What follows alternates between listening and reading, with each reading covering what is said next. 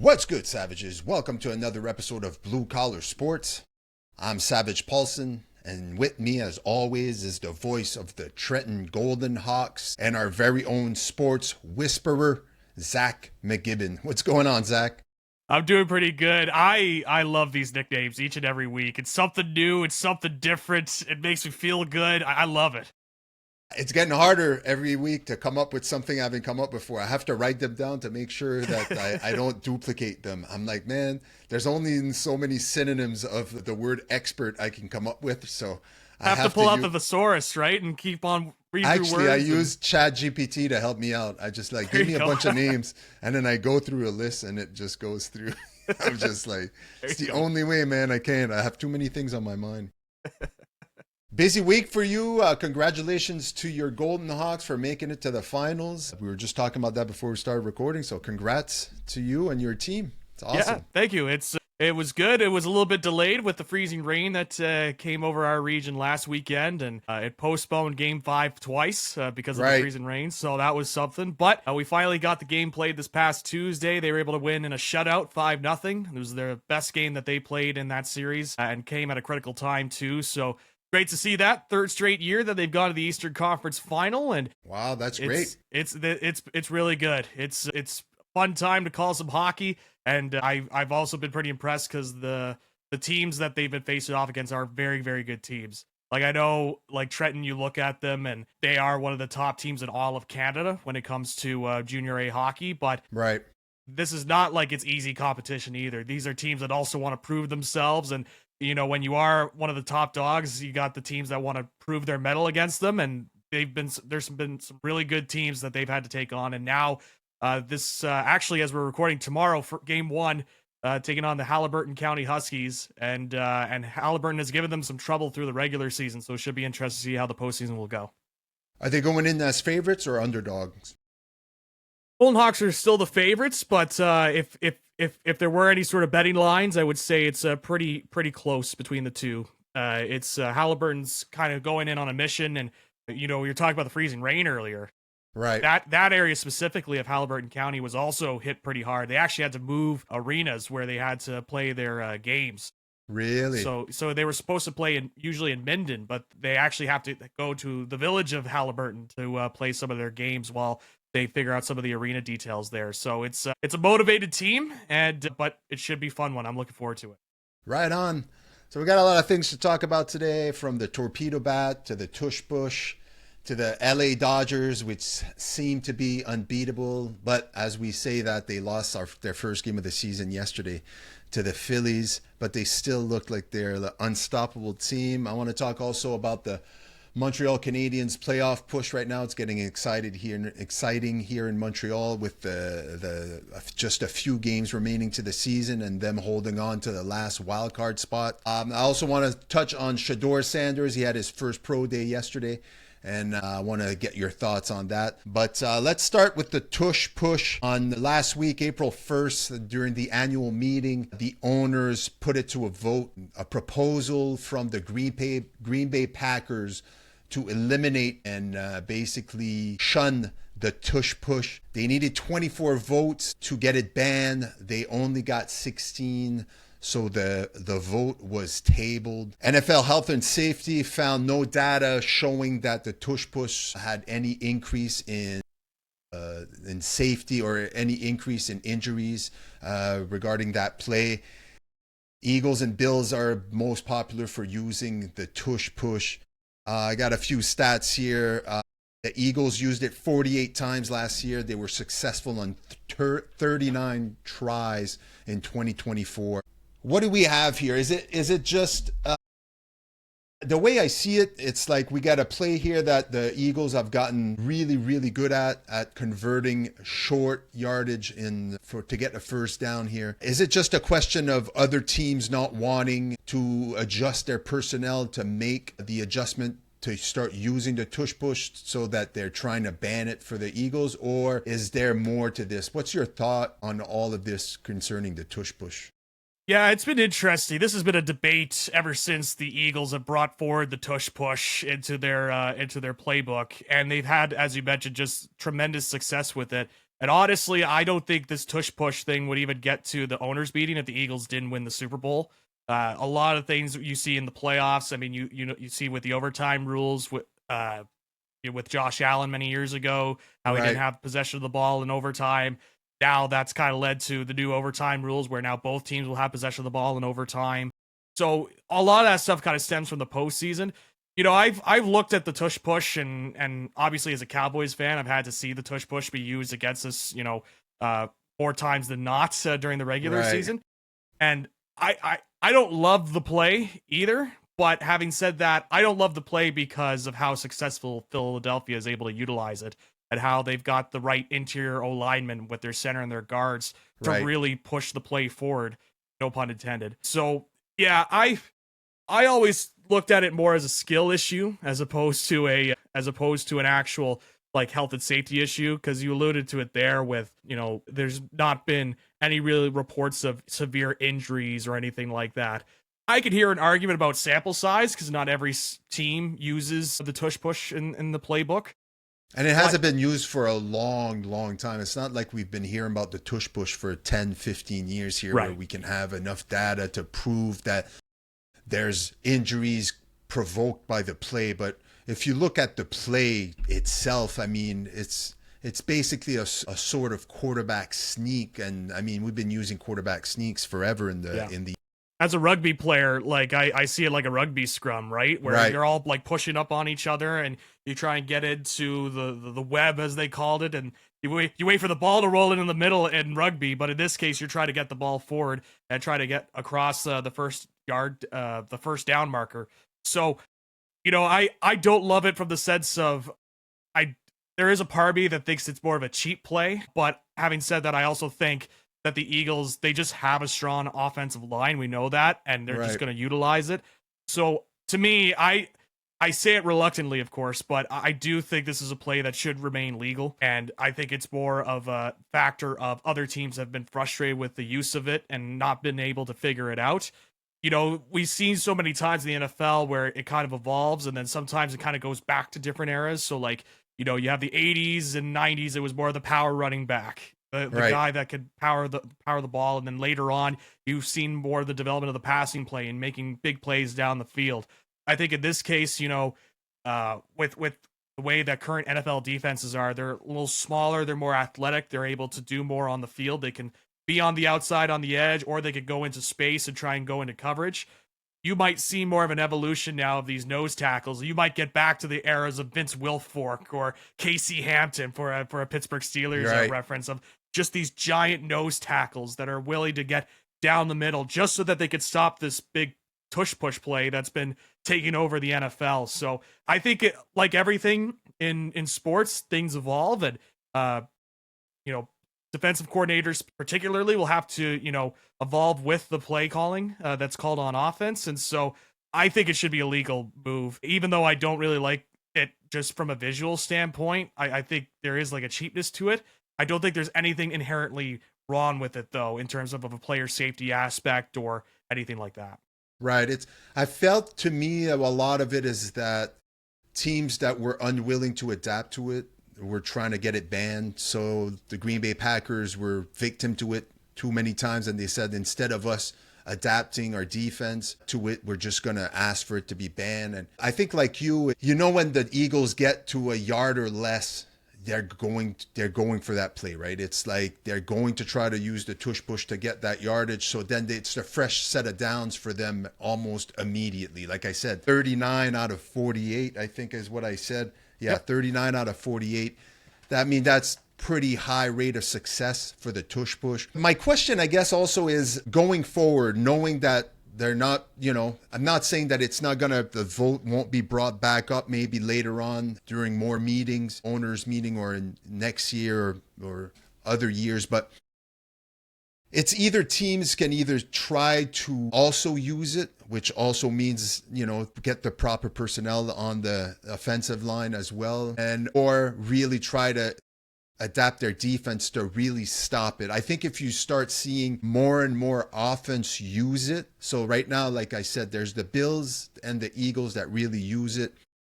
And it Bills are really, I guess, the same reasons as the Eagles. Their offensive line is similar. They have Josh Allen, which is a really strong physical quarterback that could just get under and push himself for the first down. I think if you start seeing more teams next year, 4, 5, 6 teams using it consistently, I think defense won't have a choice. The defensive coordinators won't have a choice to start having the proper guys on the defensive line and also a proper strategy to counter the tush push. For sure. Right. From one quote unquote banned play to another questionable tactic, I'll bring you to the Major League Baseball right now and the whole torpedo bat thing. We saw the Yankees use it early in the season, and they had one game against the Orioles, I believe, where they went crazy, hit numerous home runs in the same game, and we had 4 players, not including Aaron Judge. He didn't use the torpedo bat. As a baseball coach, as someone that's involved in baseball, for me, it was something that I never really heard of, was the torpedo bat. It's been used in the past by Giancarlo Stanton, and it made me look into it, obviously, because I have a son that plays baseball, and I'm like, is this something I should be looking into? I've been talking to also people that are in the business of supplying sports equipment. I have a friend of mine that owns a company, and he's in talk with a current company that builds custom bats here, and they're coming up with their own version of the torpedo bats. They're going to be releasing it in the following week, so we're going to be seeing it, I think, a little bit more at the young level. A lot of young players probably this summer are going to be using it. A lot of people have been screaming, like just like the tush push. It's like, let's ban this, let's ban this. As someone involved in baseball, I don't think it should be banned. As far as it's basically just moving the weight distribution where the sweet spot is. So you're basically taking away from the end of the bat, moving it more towards the middle, which is more suited for some hitters. But like everything, bats are very particular to a lot of baseball players. It's not, even though they've been very popular in the recent weeks just because of the success they've brought forth with, it does give you more bat speed because of the weight distribution, and the weight is not as much, it's not end loaded, it's more towards the middle, so it gives you a bit more control of the bat when you're swinging it, meaning you can generate a lot more bat speed, equaling more exit velocity, so on and so forth. A lot of people were asking, thinking that it should be banned because I think it's an advantage, but even if you look at the advantage, I think baseball has gotten to a point where the pitching is so good now that the game has changed so much in recent years, where we see a lot more home runs getting hit, and we were seeing a lot more home runs getting hit before the torpedo bats. I don't think it's as big of a deal as everybody is making out to be. I think if the Yankees wouldn't have hit, I don't know how many home runs in that game. I didn't even look it up, but they did hit a lot of home runs, and if it wasn't number 2, if it wasn't the Yankees using it, maybe if it was someone like the Marlins hitting, 7 home runs in a game with torpedo bats, we wouldn't be having the same discussion.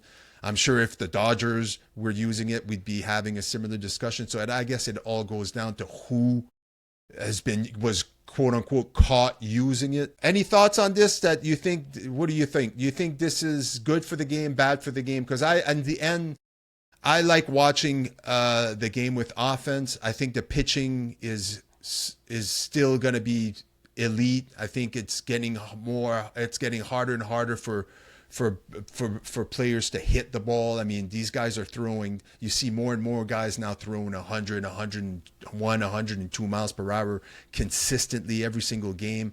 You used to only see that from relief pitchers. Now you got starters that can go 6 innings strong and still pitch 100 miles per hour. I don't think that's good for the player themselves, for the pitchers themselves, but that's a different story for a different day maybe. As a fan of sports, fan of baseball, what's your thought on the torpedo bats? Good or bad? I like the torpedo bats. I was interested to hear your thoughts because, as you're involved in baseball and you know it, and you as you mentioned, you talk with people when it comes to that. So I was interested to hear your thoughts because in my mind, like I think this is a great thing for baseball. Anything that can make baseball, more appealing to fans, and because I think it's been so long with baseball, in some ways it can be a good thing that it does stick with its traditional ways, but in other aspects it hinders its growth and it doesn't attract a new fan base as the sport kind of goes along. So I personally like the Torpedo bat. If like I look at it as like if it's legal under the rule book and it's going to, especially, and I think it's a great point you mentioned with pitching. I mean, pitching has just been so good in the last couple of years, and you kind of seen the trends. If this is a chance to kind of get hitters back, like the thing with the NFL is that they all have always been focused on offense over the last couple of years, and that's why there's still such a big, brand in the U.S. especially because they've just been focused on offense, offense, offense, and not worried about any sort of backlash of, oh, well, how's the defense going to fare in this? Right. And so I think with baseball, they've kind of gotten caught up in we got to maintain these sort of aspects of the game and not realizing it's actually hurting them if they just kind of maintain these aspects.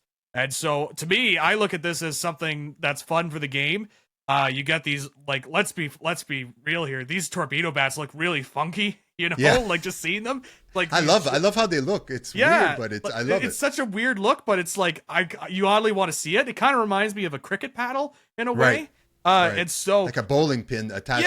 Like a giant bowling pin that they're going up to the plate with. So I got no problem with it if it means bringing more entertainment to the game. And I love baseball, just as a matter of fact. But in terms of like growing the game, I got no issue with it. And as something to kind of help get hitters more accustomed to and whatnot, I got no issue. And as you mentioned, if it wasn't the Yankees putting up 20 points, in a single game and whatnot, I don't even think this is really a conversation. I think it's just because of the Yankees and because of the game. I think we were actually recording the last episode of the podcast while that game was going on. Absolutely. Yeah, it's exactly what was going on. And so I look at that and I think it's only good for the game. I think the major leagues have done a tremendous job tweaking the rules in recent years. Last year, we saw some big rule changes from the pitch clock to speed up the game, to try to get people to not only start watching baseball games, but to finish watching baseball games. Yeah. And look, I've been involved with baseball for a long time, almost most of my life. And from being a player from the age of 6 to being a coach to having my son be involved now at an elite level. And I've seen the game grow and change. And like I mentioned earlier, pitching is just getting better and better. These pitchers are tremendous. They can throw the ball at a high velocity. And the Major League and the MLB have done a really good job last year with tweaking some rules to make it more appealing, from the base being bigger so that we have more base running, so we can get back to a bit more movement on the base, which makes it a bit more exciting when you're watching the game, right? And I don't think that the league has any issue with the torpedo bats. I think the only people making a big deal about this is really certain media, just because it's a talking point at this point.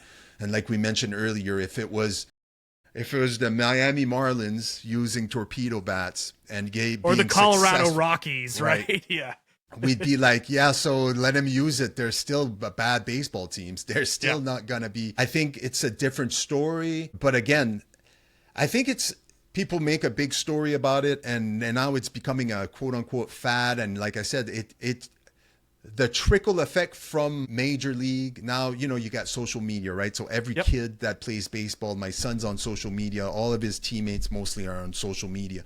They see it immediately. They see the plays. So it took about less than a day for torpedo bats to be a talking point at the training facility where we train on a weekly basis, versus maybe in the past it would have been like, hey, midway through the season, it would have taken a few weeks before it would have trickled down to our level.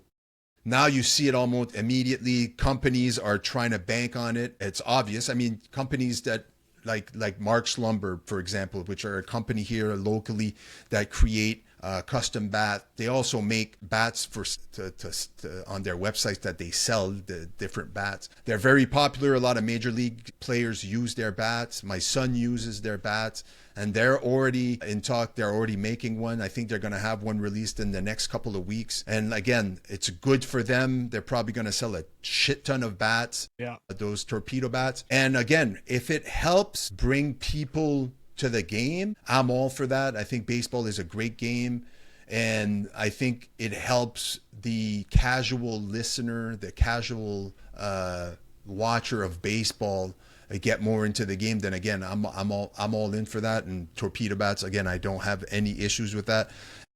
I think people are making a big deal about it. I don't think it's a big deal. I think they're legal, and as far as if there's no one's cheating, I don't think that it's bad for the game. So yeah, to me it's strategy, right? Like Right. It's strategy and analyzing the rule books and saying, all right, this is what we could do. And we know with baseball they're going to do everything possible to win games, to the point of actually cheating to try and win Right. baseball games, as we've seen in the past. Like in this case, I got no issue with it. So it's I think it's all good for the game. It's good for young players, for anybody to get more exposure. Again, people want to point to the fact that it's an advantage maybe for the hitters, but I don't think people really pay attention to the stats that's been going on with what's the averages of averages during the season for hitters. Like, yeah, you got guys like Judge that might hit 60 home runs, but how many other guys going to hit 50 home runs? How many guys are hitting 40 home runs? Like,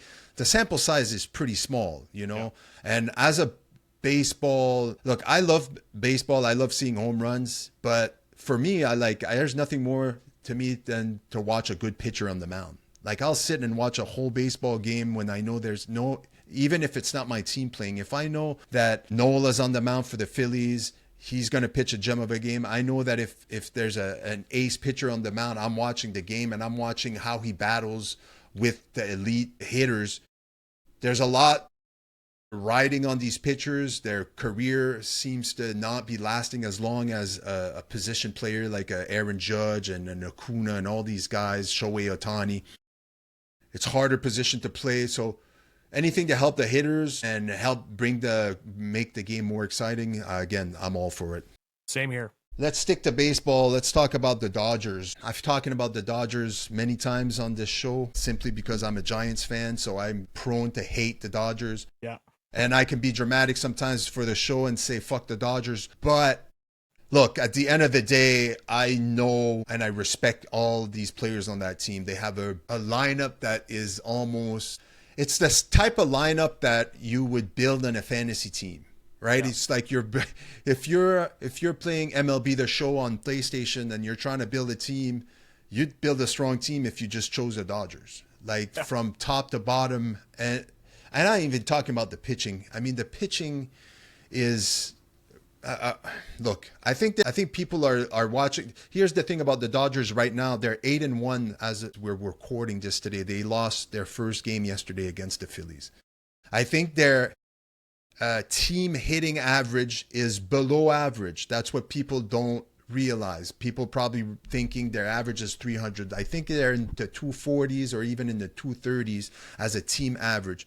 So the Dodgers are not even hitting yet, if we want to be honest. They're just winning because their depth is crazy. They have from the first hitter to from number 1 to number 9, you can hit the ball, they can get on base, they can steal, they can play defense. Their pitching has been stellar. There's not really anywhere I can point as far as the Dodgers is concerned where I could say that is a huge weakness that's going to cost them down the line. As for now, I think if their pitching can stay healthy and if they don't start under the pressure. I know right now the only pitcher I'm worried about as far as the Dodgers are concerned is the rookie Roki Sasaki. I think he's pitching today against the Phillies. His ERA in his first 2 starts, 5.79. He's having a hard time finding the strike zone. Rumor is he's dealing with an injury. He's been known to throw the ball to 102, 103 miles per hour. His fastball is just out of this world. And in his first few starts, I think the average velocity of his fastball has dropped below 100, 98, 99. Look, not saying 98, 99. It's funny when I stand here right now and tell you that the exit velo is only 98 miles per hour. Yeah. I'd be fucking happy if I could throw 98 miles per hour on a regular basis. Right. But I also don't think people that don't play baseball realize the difference between a 98 mile per hour fastball and a 102 miles per hour fastball. I mean, once you start going over 100 miles per hour, the chances of barreling that baseball drops. So except maybe for one guy on their lineup right now that I'd keep an eye out, and I'm really curious to see how he goes out today and deals with this. My hunch is that if he doesn't last 2 innings today, if they have to pull him for because he's having issues with his control, I think they might place him on the injured reserve to give the guy some time off and work on really what's been bothering him, which I obviously, as a pitcher, it's most likely the elbow or the elbow or the shoulder, something in the arm. Maybe just his mechanics are off. But yeah, the Dodgers to me are the best team in baseball, and I believe, like, I'm going to go out on the limb here, and I think they have the chance to be the best team in the history of the major leagues this season, the way they started. I don't think this is a hot take from anybody. I think if you look at how they've been playing, and again, if you take the fact that their hitting average as a team is below average, imagine when it goes above average and it goes from the 2s to the 30s and 260s and then starts increasing, and then you get, I mean, just Shohei Ohtani has been Shohei Ohtani from walk-off home runs to hitting bombs to center field. Like, they're fun to watch, even though I am prone to hate them because they're in the same division as my Giants. Yeah. But right now, my Giants are 6-1. They're also on a hot streak, a really good start to the season, which makes me a little bit more happy, a little bit more capable of enjoying the success of the Dodgers. Because in any sports that I watch, I don't really hate on it. I like watching successful teams. Like, I was never a hater of the Patriots when the Patriots were a dynasty. I'm not a huge fan of the Chiefs, but again, I love watching elite performance by elite players. And when you have multiple elite players on a team like the Dodgers, which makes the team themselves elite, I mean, it's just fun to watch because you just don't know what you're going to see. And also, even if they're down by 3, 4, 5 runs late in the game, you're not going to turn it off because you know Shohei Ohtani's coming up to bat. You know Freddie Freeman's coming up. You got Mookie Betts and you got Hernandez.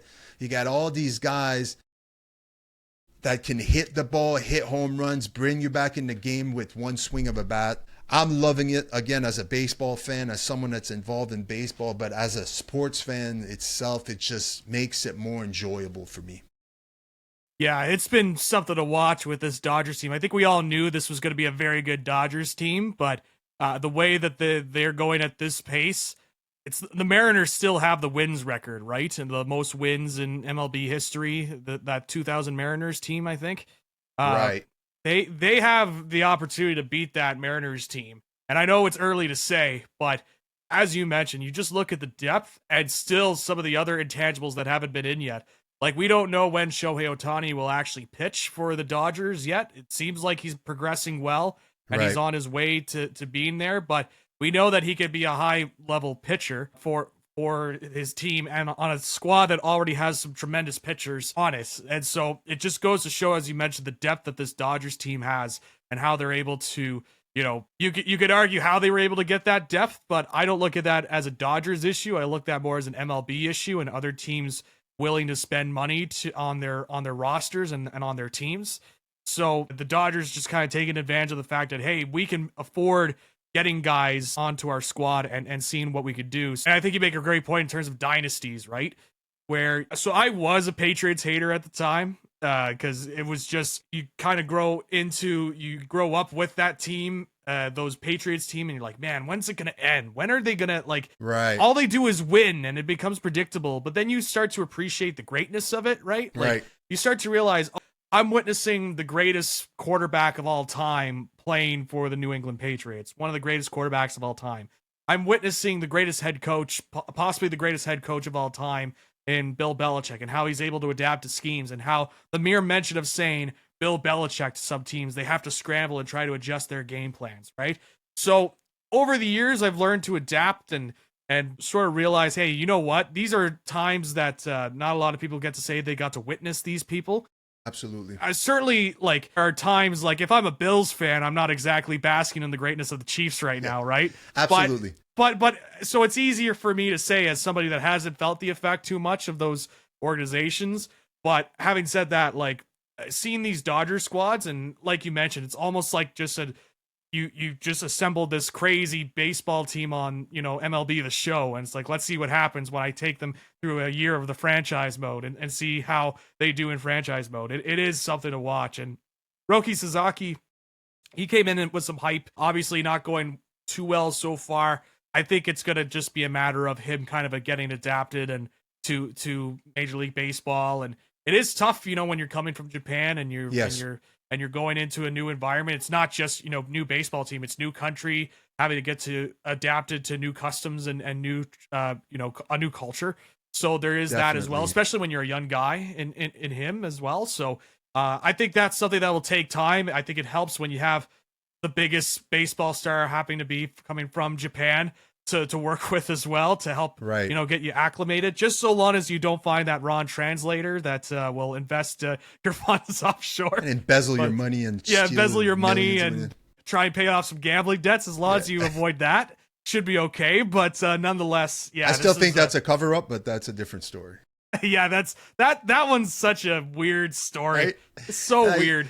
Shohei Ohtani doesn't seem to me like someone that's stupid enough to realize that he's losing millions of dollars. Yeah, he had to know some of it, a little, like a little bit. I can buy into the fact that he didn't realize just the severity of that stuff, but he had to know that, you know, something was a little. Maybe he's naive enough to be like, oh yeah, okay, you need this much money, I'll let you use it. But yeah, I will say this, and this is another thing. I think as a purist of baseball, someone like me that's not just a fan, but that's involved in the game as well. My whole fun of this is I want to see how other teams adapt to try to get better under the same thing, right? Baseball is kind of loosey-goosey. You can spend as much money as you kind of want to get all these players, and a lot of the players nowadays rather get more money than loyalty. We see that around.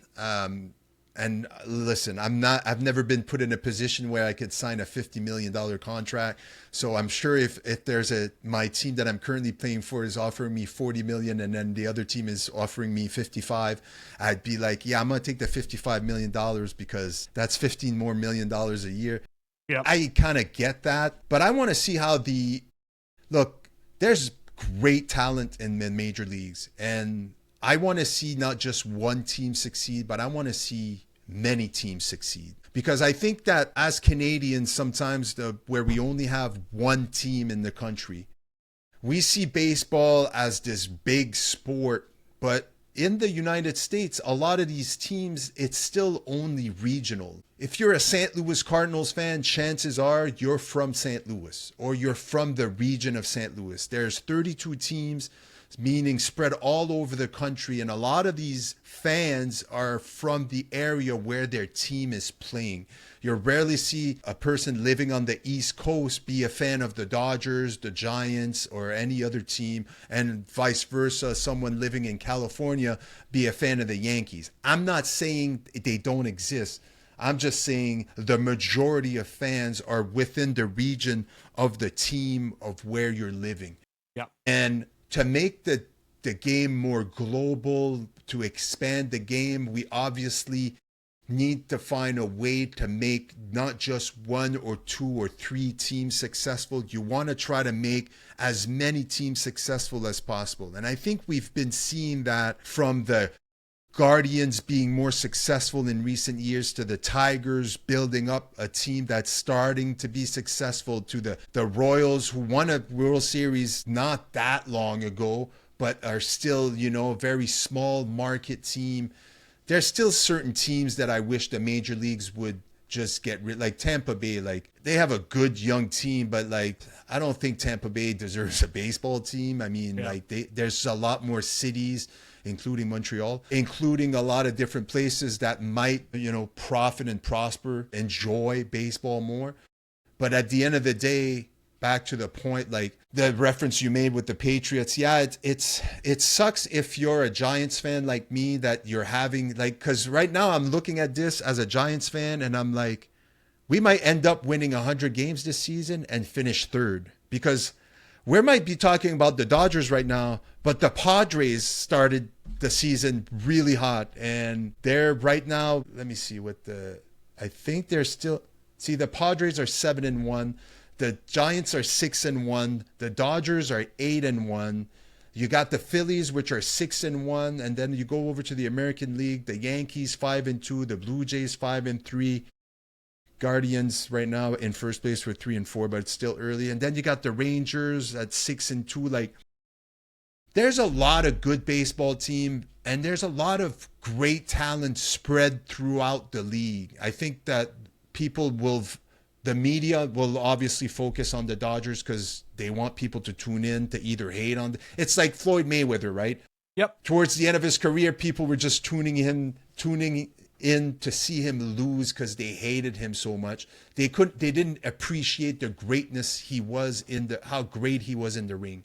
They just wanted to see him lose. We saw this in combat sports many times, from Conor McGregor to Floyd Mayweather to the Patriots to the Chiefs to name it, the Lakers for a while in basketball. Yep. There's certain teams where you just want to hate because they're just so damn successful. Again, baseball has a lot of talent, has a lot of team, and if the Dodgers can use their success to bring in casual fans and discover other teams, I'm all for it. Do I think there should be some sort of cap where people shouldn't be allowed to spend as much money? Yes and no. I think I've seen it in other sports like the NHL where there's a hard cap space and you can't go over the cap, but I feel like there's pros and cons to that. Maybe we could discuss this on a different show to go more in depth to see if it works or not. But when you have markets like Major League Baseball, which are more regional, I think,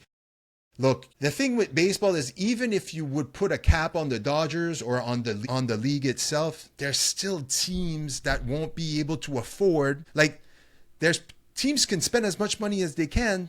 There's certain teams that just don't have the money. It's because they're small market teams, right? So you're not going to see a team like the Marlins or the teams like a Colorado Rocky be able to sign 4 or 5 guys at $600 million per year simply because they just can't afford to do it.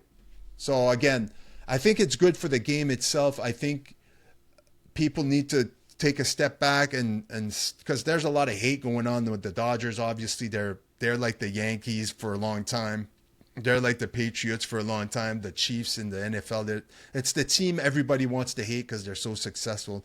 At the end of the day, I think it's great for the thing. I think the team is like I said earlier, I would not be surprised. The record right now for wins is 116 wins. It's the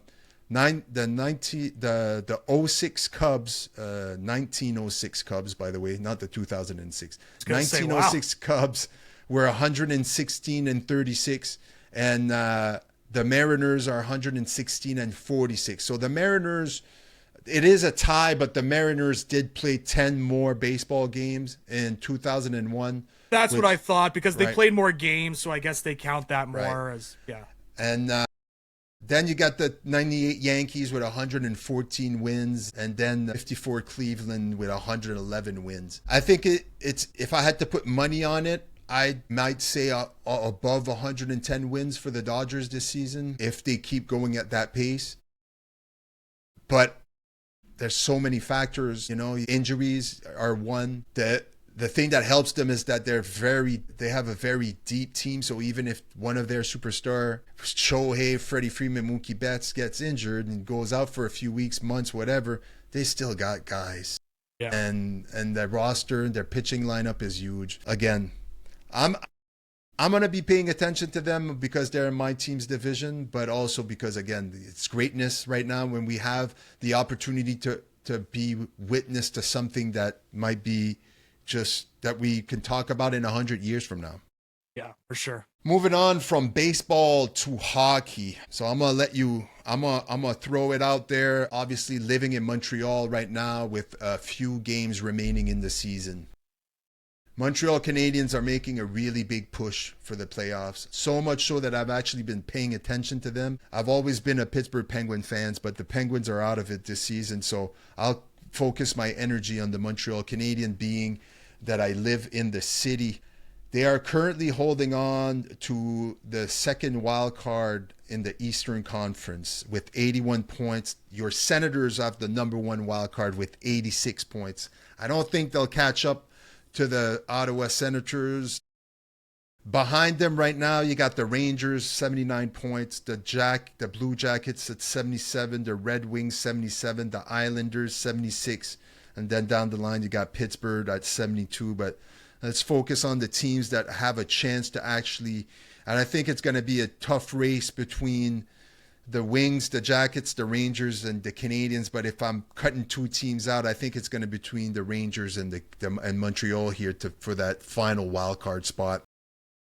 It's always great for the city here in Montreal when Montreal makes the playoff. You can sense the vibe right now when you're talking about it on TSN 690. It's they're paying more attention. And last week I was coming home from my son had baseball training on Thursday. Was it Thursday or Wednesday? No, it was Wednesday. And the Montreal were playing the Panthers. They were down 2-1 with less than a minute left, and then they tied with 8 seconds left, I believe it was, and then they scored with 29. They scored 29 seconds into Suzuki, who scored the game-tying goal and the overtime winner. It was just craziness all around. If you watch their social media page, it was awesome to watch. Your thoughts on this whole Eastern wildcard race? Include your Senators in this. What do you think, and who do you think has the best chance of getting that second wildcard spot? And also, who do you think, which team would it be better for hockey right now? Yeah, that's a good question. I'll start with just the overall look of the race right now. Montreal has started to hit a hot streak, and that's at a good time right now for Montreal to hit a good streak. They're on a 3-game winning streak as we record here today, and that team is what I like about Montreal, despite them being rivals of Ottawa. But just looking from an unbiased, I know I'm putting you in a hard spot right now. Yeah, I know you're like, Montreal. I gotta put Montreal over. God, yeah. But I will say about Montreal, just as a neutral, looking at it as an analyzer, they got some good young core pieces there. Yeah. Some really good young core pieces. And, they always talk about Cole Caulfield, right? And Nick Suzuki. And I do enjoy Montreal media sometimes just listening to them, because whenever there's sort of winning streak, it's like, oh, we have the second coming of Maurice Richard. He's here. And it's like, okay, let's calm down. All right. They can never stop talking about the 60s, 70s. And it's in the Jean Beliveau and it gets Nick Suzuki annoying, is Guy Lafleur, and Sam Montembeault is Patrick Waugh. Suzuki is Suzuki. Right? Caulfield is Caulfield. Yaroslav, whatever his name is there. I can't pronounce his name, but you know who I'm talking about. But I do get a kick out of Montreal media doing that. It happens all the time.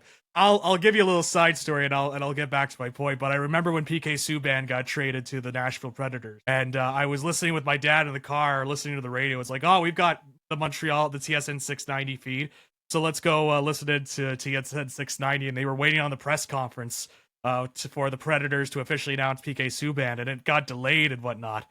And I could just hear the rage and anger. First of all, that PK got traded. Right. And number two, it was to Nashville. And I just remember, I can't remember the host's name, but they're like, do they even know that they have a hockey team in Nashville? Did they even care about this? Why are we all the way? It was fantastic. I love the passion of Montreal sports fans, but I think they got such great young pieces. But the big thing that's really helped take them over the top this year has been the emergence of Lane Hudson on defense. He's amazing. I mean, you look at the points that he's putting together, to me, he's the Calder Cup favorite over Macklin Celebrini to win Rookie of the Year. 60 points as a defenseman in his rookie year. Just he's been so good for this Montreal team. And I think that's what's really helped this team go over the top and really help put those young core guys together. Yeah. I still have some questions. I know he's been hot recently, but I still have questions about Montembeault. Yeah, I'm not as high on the goaltending in Montreal. You look at the standings and you look at the goal differential, and Ottawa has literally a 0 right now as we're recording on goal differential. Montreal has a -22 goal differential, right? So that's going to be tough in the playoffs when it really matters on that sort of stuff. So goaltending's still an issue. I look at the other teams that are kind of in the mix, the Rangers, the Blue Jackets, the Red Wings, even the Islanders to an extent, but the Islanders, like, I don't know if you saw Patrick Waugh just straight up saying, Anthony Duclair, you're not good. Like, he sucks.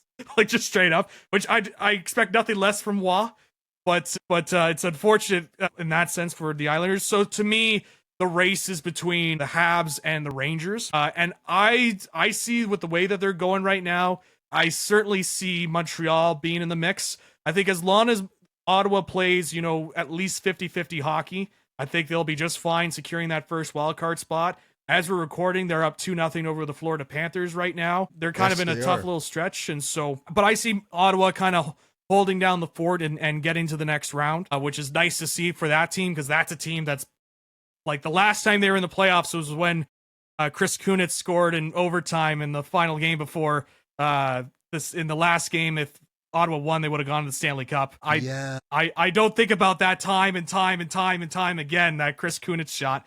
But nonetheless, in terms of like good for the game, obviously as Canadians, I think it's fantastic that you have two Canadian teams in the wild card there with the Sens, the Montreal. Obviously, you have the Leafs up there in the Atlantic Division being able to get the first spots. I think from the Canadian perspective, I think it's so good to have more Canadian teams in there. So I think from that aspect, especially when it was just recently announced that Rogers is going to retain the NHL rights in Canada, I think that's big for them too. Like the more Canadian teams, especially the amount of money that they're spending. I mean, they're spending 12 billion Canadian dollars on the package. And so they're like, fingers crossed, give us some more Canadian teams, because that's going to really help their bottom line. But so I think it's good for Canadian hockey that you get more Canadian teams in there and being competitive. I think if you're the NHL, just from a broad standpoint, I think having the Rangers in there is obviously big for them. Right. Because it is the New York Rangers. It's a big market. They want to have that market in there. In terms of like the smaller market teams, I think they would like to have a Columbus in there, because Columbus has been a team for so many years that like they'll get to the playoffs, but they never go very deep. Right. Like they had the one, upset against Tampa Bay many years ago, but other than that, they're kind of a unimpressive team. They'll win some games, they'll make it, but they won't be super competitive. So I think if you want to showcase, hey, these smaller market teams can really make a run for in the playoffs, they might want Columbus in there. So it is kind of wide ranging. If you're a Canadian hockey fan, like the Rangers did lose 4-0. They did. That's true. And so it's going to be tough. So I think as Montreal continues to get on this hot streak right now, and with players getting hot, like Nick Suzuki has been playing very, very well. Again, Lane Hudson continuing to go on such a stretch here. I think Montreal will be able to secure that final wildcard spot. I don't see New York getting. New York is also like, if you've been following along throughout the season, they've kind of had their own sort of drama play out in front of them over the year. And like in terms of guys that want to play for the team, and if they show any sort of contempt for the team, they get traded away. So there is that sort of aspect with the Rangers. So, but I think Montreal will be able to secure that final wildcard spot. Reluctantly speaking, of course, but I think they will be able to get that second wildcard spot. They have the Flyers tonight at 7. Then they play in Nashville against the Predators. And then their following game is in Montreal against the Red Wings on April 8th.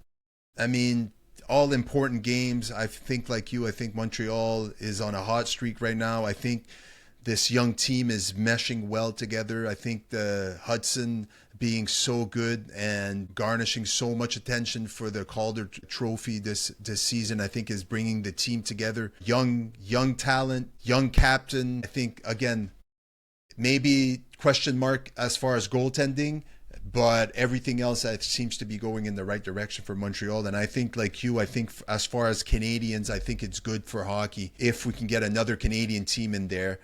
I would agree also that globally or more expanded, the NHL would love to have the Rangers because they're a big market team, obviously in New York. But as a Canadian, I'll stick to seeing. And as someone that lives in Montreal, it always brings excitement to the city. So I'm gonna stick and hope, fingers crossed, that Montreal gets it done and gets into the playoffs so that we can watch some playoff hockey.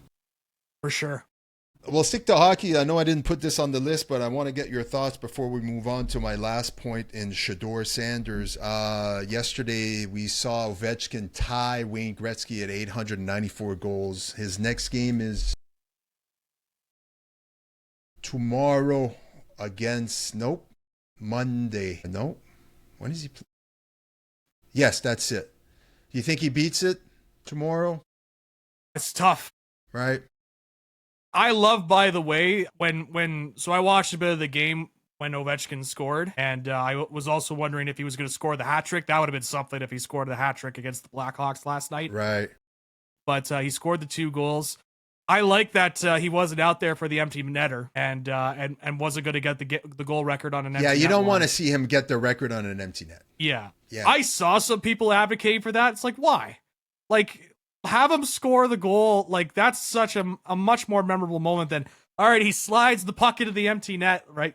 Like, that's the greatest goal scorer of all time, scoring on the empty net. Yeah, like, right. I didn't like it when I saw some people mention that. It's like, oh, it still counts. Like, yeah, it still counts, but like, let's have it be a little bit more dramatic. Let's not, go for the gimme here. Man, the pace he's been on this year in terms of goal scoring, I didn't think he was going to reach it when he got injured. I was like, there goes him, breaking the record this year.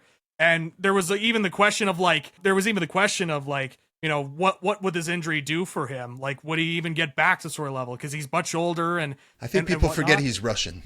Yeah, absolutely. Like where there's a will, there's a way. They're built different. They're a broken leg is not going to stop a Russian from playing hockey. Yeah. Like, I still see Jagger playing professional hockey in I don't know where, and scoring goals. Like, the guy's in his 50s. Like, I don't think people understand. Like, the thing that surprises me is the pace he's on, and everybody wants to talk about when he's going to break the record, because obviously I think he is going to break the record. He's one away, and I think we're going to see it tomorrow or in coming days. He's not done. He's just going to keep scoring. He can come back next season and score 40 goals. Yeah. And get to 900 plus goals. Like, it's not like we're looking at him. And I think you mentioned it maybe last week or someone did. If he, I don't know if it was you, maybe it was someone else. If he breaks the record and they win the Stanley Cup this year, somebody mentioned that he might retire. And I'm like, he's not retiring. No. Not if I'm saying if he was barely scoring like 15 goals this season and barely hanging on a full season, he missed, I don't know how many days, like 40 some days, which equaled, I don't know how many games with a broken leg. And he's still scoring at this pace. Like, how many goals does he have this season? I think he's now at 40 this year. Right. It's like 40 goals. Right. It's like, the league leader, Draisaitl, has 52 goals. Ovechkin has 41 goals. He's number 3 behind Draisaitl and Nylander. So it's like he's still number 3 on the list here and scoring at his age. So this guy's not done. I think it's great for the game. I think NHL has had a great season this year with the Four Nations face-off, bringing so much attention to the game. And now with Ovechkin coming hot and breaking the record, it's great for the game. And I'm hoping that he keeps going and just makes it unbeatable. I don't think that record will ever be beaten ever again. I think it'll be very hard. I'm not saying ever, because I didn't think that no one would beat Gretzky. So in 50 years from now, maybe you'll see someone. But again, in 50 years from now, the game will be so much different that people will complain probably about how the records are broken, right? It's how we keep the circles going here when it comes to talk, right? So. Right. So anyway, moving on to the last point before we get into our rant or hot takes of the day. Shedeur Sanders had his pro day yesterday.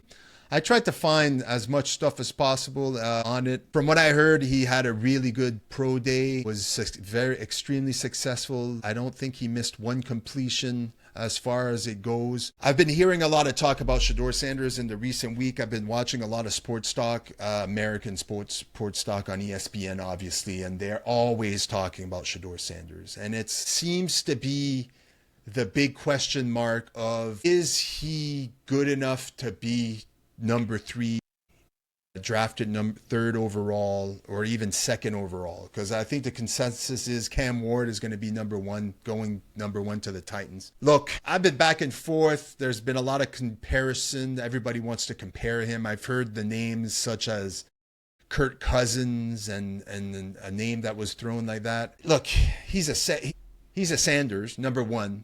Yep. whoever drafts him is going to get a lot of media attention because he's Deion Sanders' son, number one. Is he the best quarterback? No, he's not. But is he good enough to be a successful quarterback?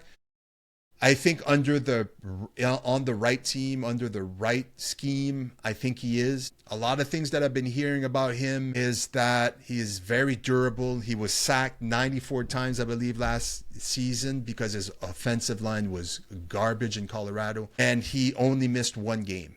So quarterback durability, I think, is extremely important in the NFL, and if you want to take that stat of being sacked so many times and playing behind a really bad offensive line and only missing one game, then that's a positive. Some of the negatives is that gets sacks a lot. Obviously, there's a few things I heard. So here's the thing, that when you look a lot of his passes, I heard that 25% of the passes last year were for 5 yards and less. So a lot of the passes were in a scheme where he's just passing the ball back to the line of scrimmage and trying to get yards after catch, right, from his wide receiver or running back or wherever he's throwing the ball to. Also, anticipation of getting out of the pocket. I think before he even snaps the ball, he knows he's going to be leaving the pocket, and I think it leaves him open. I think defenses see that immediately, and they're able to adapt to the coverage a lot faster instead of staying in the pocket, trying to read the defense, and then rushing out of the pocket if he needs to, instead of just sitting there and throwing downhill. I think his arm strength and his accuracy is high. Correct me if I'm wrong. I think that's one of his strengths, is his accuracy and his arm strength. He's not athletic enough to be one of those quarterbacks that's able to scramble for extra yardage, a la Josh Allen, a la Jalen Hurts, a la name the guys that could scramble with the ball, like Lamar Jackson, so on and so forth, which seems to be a trend in the NFL to try to get quarterbacks that not only throw the ball 60 yards down the field, but that can also scramble and get you 20, 30, 35 yards when needed, because the game moves so fast now. The defense players are so quick and so strong that you're going to have to be able to read the coverage pre-snap and be able to make the right decisions with the ball. Right now, you got the Giants in third. I'm going to give you what I think is going to happen. I think he's going to slide down the right. I don't think the Giants are going to draft him, simply because I think they'd rather wait and give Russell Wilson and Jameis Winston the ball this season, considering the amount of money they gave them, and then wait either next season or the following season to try to get a good quarterback. Although I believe next season is not looking that much better as far as quarterback the drafts and the quarterbacks in the draft. I don't really know where he's going to end up. All I'm hoping for is that he ends up on the I want to see him be successful in the NFL. I want to see him, because wherever he goes, there's going to be a lot of pressure on the kid just because of his last name. People are going to expect a lot out of him. And if he's put in a situation that is not good from the start, which I don't think the New York Giants is a good place to start a young career, I'd rather him go, and even the Cleveland Browns. I mean, I don't think that's a good thing. I'm hoping he slides to around 10, 11, and that the Pittsburgh Steelers make a trade to go get him. I don't think he'll make it to 21, but I do think he might be able to slip out of the top 10, and then the team is going to trade up to go get him. What's your thoughts? I mean, I'm looking here, a horrible O-line here in Colorado. Hard to evaluate in Colorado simply because the O-line was so bad. You know, you're wondering how good he could have been if he had a good offensive line. 25% of his passes were less than 5 yards. So based on, again, the scheme that they were playing, the type of football they were playing. What's your thought? You think Shedeur Sanders has the potential to be a successful winning quarterback in the NFL? And how of that is dependent on where he lands? I think he does. I think he has a chance. I think it does matter where he kind of lands. Like you, I agree. I don't see him staying in the top 3. I see him sliding in the draft. And more along the lines of not necessarily him. The thing with Shedeur Sanders, and I mentioned it a little bit beforehand, but he's somebody that, like, he's got a lot of good and some great, but not a lot of wow to his game. Right. There's not that wow when it comes to Shedeur Sanders, and that's sometimes something when you're looking for a top 5 pick. There's always going to be something, to get that wow factor. Like Joe Burrow had the wow factor when he came out of college, right? And, I know he's not been tremendous coming out in the NFL recently, but Trevor Lawrence also had the wow factor coming out of college. And so Shedeur doesn't really have that wow factor. He's got a lot of really good elements to his game. He's got intangibles. Like, I look at him as, I think he's athletic enough where he can extend a play, but like what you mentioned, he's not somebody that will create plays with his feet. You know what I mean? Right. He can extend out of the pocket and try and get buy his receivers more time to try and create space and try and, play off of their defender. I like him a lot. There's a lot to like. I think he's very accurate. I think that's one of the highlights of him. His arm strength is good enough where it's NFL level, but you kind of hope for more. He's not necessarily a deep ball thrower, and that's why I don't think he's going to go to the Giants, because you just look at the quarterbacks that they brought in with Jameis and Russ. Those are deep ball throwers, and that's clearly a strategy that they want to implement moving on from Daniel Jones. And with the Browns, it's interesting because, if it's not the Browns or Giants, he's definitely going to fall. With the Browns, it was interesting the comment that the co-owner there, Jimmy Haslam, made, essentially saying that they made a mistake in acquiring, Deshaun Watson. Yeah. Which, we all kind of saw that one coming, but clearly he did not. And so I think that says a lot that even if Deshaun Watson gets healthy and he comes back after the torn ACL, it seems like they're going to try and do everything in their power to try and move on from him. And so does that include having Shedeur Sanders in the fold and being like, okay, we're going to try and draft this quarterback and see what he could do? Or is it, a strategy of trying to, get the Atlanta Falcons to trade Kirk Cousins to the Browns? I could see that happening too. But I look at the Browns and I think they're either going to select Abdul Carter to be as a sort of the opposite to Myles Garrett on the other end. It would make the most sense. I mean, you put these two guys on on your defense, and now all of a sudden you're giving your team a chance to be contenders, right? Yeah.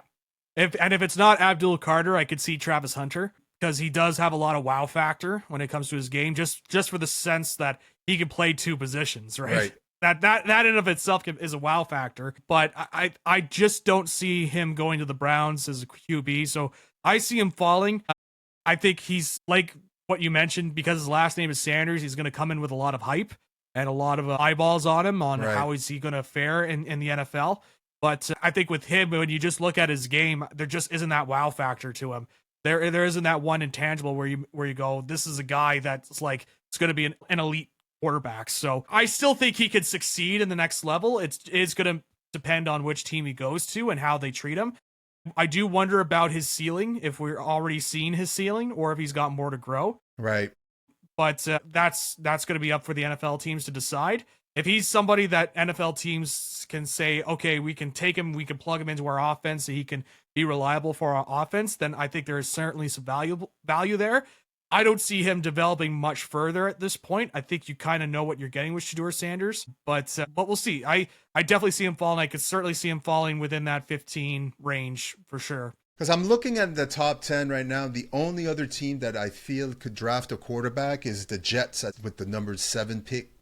I know a lot of people say no, but I'm like, I just read 2 mock drafts, and one has Sanders at number 7 and one has Jackson Dart the Jets picking Jackson Dart.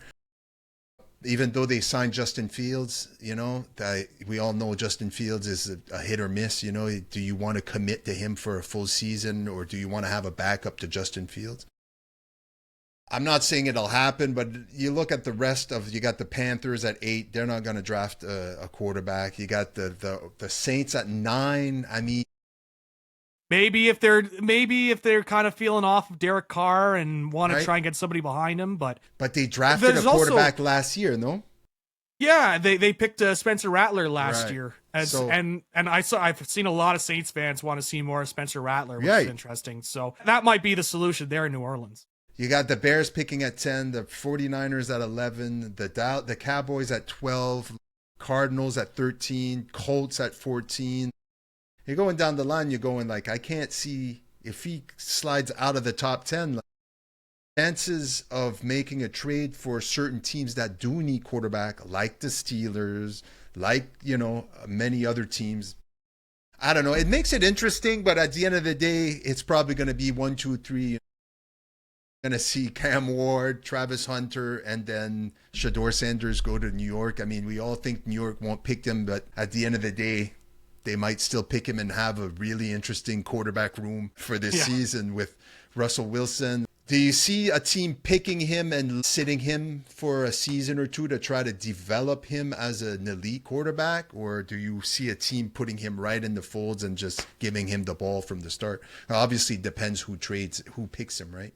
Yeah, I think in my mind with him, how I kind of view his game, I think he's one of those guys you can put on the field and just have him get his reps in. Like, you know, compared to like Anthony Richardson with the Colts, who they absolutely butchered his development by rushing him out to the field. The thing with Anthony Richardson was there was a wow factor when it came to his arm strength, right? And how he could just throw the ball and his athleticism. But the big thing was he did not have many games under his belt in college. Like he only played 18 games for Florida. So the big thing you had to do with a guy like that is to have a veteran quarterback in front of him so that he could be behind, develop, learn the playbook, get a better understanding of everything in the game. But they threw him out there, and you know, you're seeing what you're getting right now with Anthony Richardson, where he's just not ready to play as a QB. He's got the athletic intangibles, but he doesn't have everything else to kind of come together.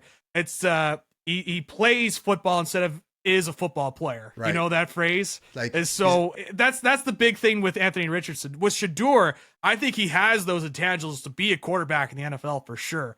I do wonder if he can develop further. So I think in his case, I think he's going to be somebody that you put him out on the field and you kind of see what you got and have him adapt. I think he's good at adapting on the fly with some stuff. We see that with Colorado with how weak their offensive line was last year. They still had some solid receiving options. They utilized them to the fullest when he was able to get time and space to throw the football. So I think in my mind, when I evaluate Shedeur Sanders, I just see him as a plug and play. You can put him into an offense and he'd be ready to go, especially with the right coach. So that's how I kind of view him. Good. All good points. Yeah, that's it for now. We ended up doing over an hour, which I'm really happy. All good points. Let's get down to it now. You got any hot takes or rant? Because I'm going to take my time to be a bit selfish and talk about something personal.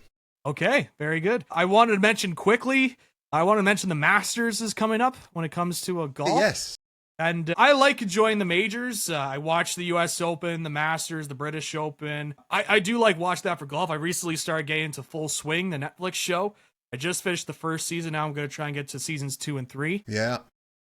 It's gotten me a little bit more invested in golf. It's always been something that I've watched. The Masters has always been something that I've enjoyed watching. Right. I just can never put my finger on it. And so I'm really looking forward to the Masters this year. Scotty Scheffler right now is the favorite. He's been like world number 1 for however long he's been in the game at this point. Been a while now. But I'm looking forward to that. I'm interested to see if Rory McIlroy can get back into the majors front. And other guys I'm kind of keeping an eye on, Bryson DeChambeau. And any Canadians in there? You know, I was trying to look. Who was the Canadian that won the Canadian Open recently? I was wondering how he was doing. The name now all of a sudden escapes me. I think his last name was Wilson. I could be wrong. But I think he's in the Nick Taylor. Nick Taylor, that's what his name was. I think he's in the Masters this year. He's probably not going to be too great for him. There's not that standout Canadian. Like, we're not to the year of Mike Weir or anything like that. Yeah, we're not at the Mike Weir era. But yeah, it's something that I'm keeping my eye on. I enjoy watching the Masters, and so I'm looking forward to that coming up. And you know, all the things that have been happening in the background with the PGA and Live Golf and however that sort of partnership is going, if there is one, if they want to work with each other. Right. It's that's always been interesting for me when it comes to the fold in these majors, because the Live Golf players can play in the Masters. So it's something. But I would just want to quickly mention I'm looking forward to the Masters this upcoming week, and I'll be keeping my eye on who's going to be in the final pairing. Yeah, maybe we can add some, because it'll be next weekend if ever we record another episode. So maybe we'll, it starts on Thursday, right? I believe. Yep. Yeah. Round 1 is Thursday. Yeah, I'll be trying to catch a bit of golf myself. As you, I like to enjoy the majors. I don't really follow golf, but the Masters is, you know, the biggest major of the season. It's also the start of the quote unquote golf season, right? So you start off Yep. with the green jacket. And it's always fun to watch, especially on the last day if the weather's nice. And love watching Sunday golf, and especially if you got 2 or 3 guys in contention at the end, right? It's Yeah. always fun there. There's no Tiger Woods anymore, but so I don't really know. I know some of those names, like you mentioned. I've heard of them, but not being a follower of golf. But watching the majors like the Masters is always interesting. I want to take my time to say something very personal. We are recording this today on Saturday, April 5th. Yesterday, I announced my official retirement from professional wrestling due to quote unquote injuries and personal reasons that I, for the moment, would rather keep personal. I've been in the business for 9 years. I had my first match in 2016. It was a crazy hell of a ride, and one that I wish hadn't been cut short by the pandemic. I think if the pandemic hadn't happened, I was really hitting my stride at the time, and I was garnering some attention here locally in Montreal and in Quebec and even in Ontario. And sometimes you could just sit there and question and hate the circumstance, but I'm a man of faith now, and everything happens for a reason, and I think it happened for a reason. I don't think the universe, God, wanted that for me, so it kind of put a stop to my career. I attempted 2 comebacks, one 2 years ago, which was somewhat unsuccessful, and then again this year in December I attempted another comeback, and I was making I've had some good matches in recent months, but unfortunately suffering some health issues recently that have made me have to put my career to an end. There's a lot of people I could sit here and thank. Obviously, Torture Chamber Pro Wrestling Dojo and Drew Onyx, who had a big part in training me and who had a hand in helping me become Savage Stephane Paulson. I will forever be grateful to Drew and to Torture Chamber Pro Wrestling and to everybody that I met through the years through Torture Chamber Pro Wrestling, from my former tag team partner Mustafa Jordan, which is not just a tag team partner but a great friend, a brother. Many great people. I mean, I could sit here and spend many days. Mike Marston, which is to this day one of my best friends. I met him through Torture Chamber Pro Wrestling, and we were able to cultivate a great friendship, and I was extremely grateful to watch him be successful up until his own injuries in recent months that has kind of put a pause to his career. Dom Boulanger, also the Dominator, which also came up at the same time. It was me, Dom, and Mike kind of came up at the same time and started our career all around the same time within a couple of months of each other. Mustafa had a big part in my career. Again, a lot of guys I met at Torture Chamber. I could sit here and spend 20 minutes rattling off names, but I've spoken to many of them since yesterday, since I announced my retirement, and I'm extremely grateful. And you know who you are. I don't have to sit here and throw names at you. To all the promoters that ever gave me a chance, ever put a belt on me, gave me an opportunity, that believed in me, I will be forever grateful for the opportunity. Pro wrestling was a childhood dream of mine since I was 7 years old, and it's something that when you're a kid watching on TV, it's something that you never think that you would ever be able to accomplish. And the fact that in my 30s, I was able to accomplish and be driven enough to pursue it, number one, and to learn about the business and to become an independent pro wrestler. I've met some of the most amazing people through my career. Pro wrestling has given me an opportunity to meet a lot of great people, including you, Zach McGibbon, having had the opportunity to call some of my matches, and I'm extremely grateful for that. There's a lot of great people that I will be friends most likely for the rest of my life, and that I'll consider friends for the rest of my life. Professional wrestling is a hard business, and it's hard physically, but for me, it was not only hard physically, but it was very hard mentally. I put a lot of pressure on myself to perform at the highest of my abilities, and it gets hard. I'm 44 years old. I'm healthy. I'm in shape. But years of martial arts followed by years of pro wrestling has led me to have many traumatic brain injuries, which have resulted most likely in me dealing with these health issues now, that I have to put my family and my health first, because I am first and foremost a father and a husband, and that takes precedent and priority over everything. And I always told myself that if anything would jeopardize me being the best possible father, best possible husband, and best possible version of myself, that I would put a stop to it. And so if you want a reason, if people are looking for a reason, I guess that could be the reason. I don't owe anybody a reason, but I do think that certain people that had a part in this chapter of my life are somewhat of an explanation on why I'm stopping. It was a hard decision for me, but one that was made out of necessity, and I think I made the right one. And I will forever be grateful to everybody that ever gave me a chance, everybody that gave me an opportunity. And I'm not saying that I'm in some sort of capacity, I won't revisit maybe a life in professional wrestling, but as far as a life as a performer, I am officially retired and done with putting my body on the line like that. So I just wanted to take this time to thank everybody. Again, I don't want to sit here and name everybody. I think people that would listen to this know who they are, and if you want to reach out, reach out. But yeah, that's it. I'm officially a retired professional wrestler. There you go. Yeah, I saw you put that post up yesterday, and I was selfishly, I was sad to read that, because I've had a blast calling your matches over the last couple of years. You mentioned we met at Torture Chamber Pro Wrestling. I remember driving down and with the guys, Brandon, of course, and Riley, and driving down and getting ready for those shows, and being able to meet you and chat with everybody there, like you mentioned with Mike and Mustafa. Just so many great guys. John Kane as well, is another guy that I'm good friends with.